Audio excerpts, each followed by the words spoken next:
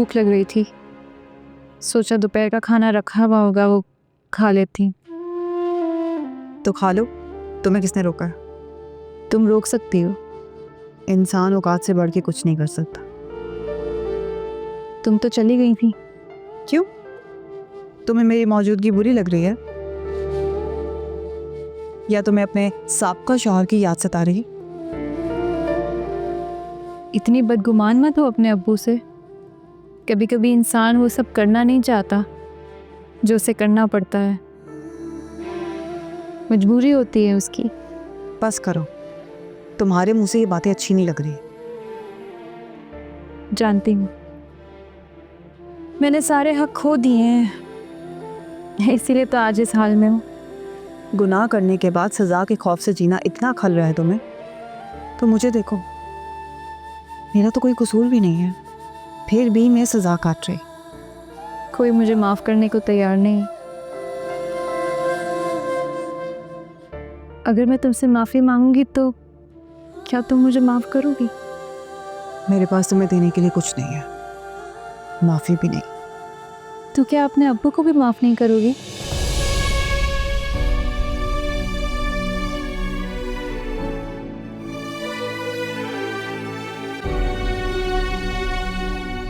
क्या कर रही हो तुम यहाँ पर?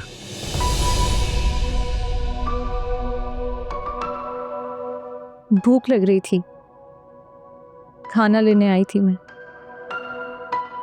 जाओ खाना लो जाके और अपने कमरे में जाओ। मैंने कहा है ना, जब तक मैं इस घर में हूं मुझे अपनी शक्ल मत दिखाना।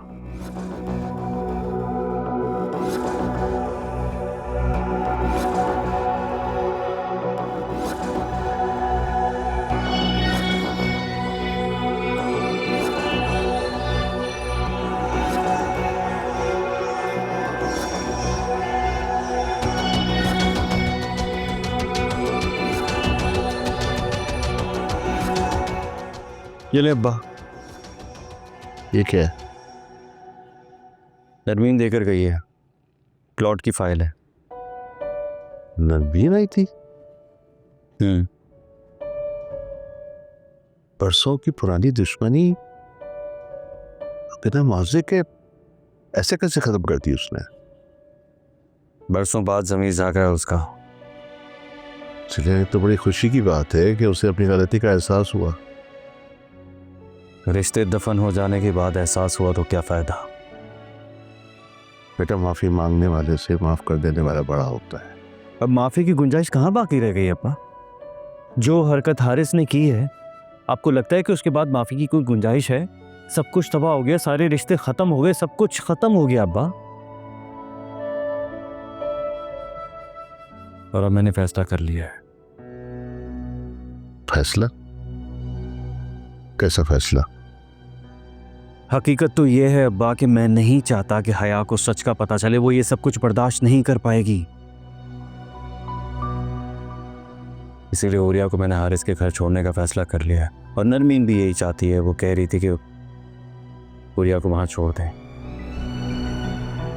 क्या कह रहे हो तुम? अब्बा, अब उसे सारी जिंदगी तो घर पे नहीं बिठा के रख सकते ना। और वैसे भी अब हुरिया का वजूद मुझसे इस घर में बर्दाश्त नहीं होता। और जिया साहब, उनका क्या कसूर था?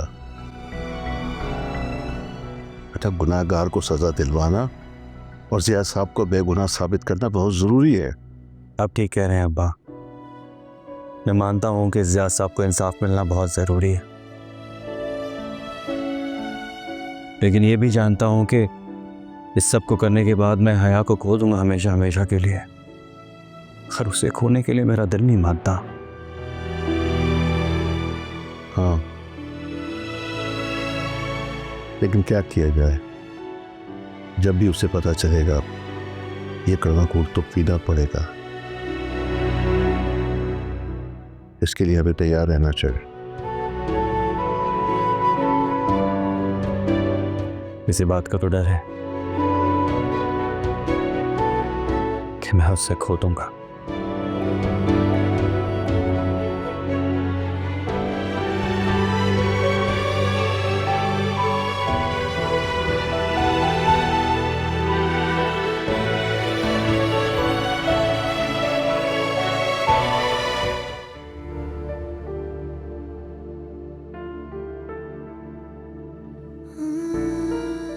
कितनी बदनसीब हूँ मैं,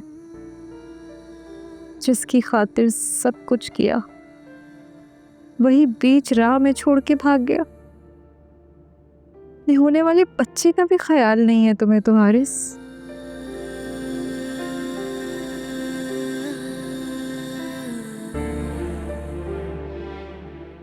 अब्बा, आप मेरे कमरे में आए। मैं यहाँ तुमसे बातें करने नहीं आया, बल्कि कुछ बताने आया हूँ।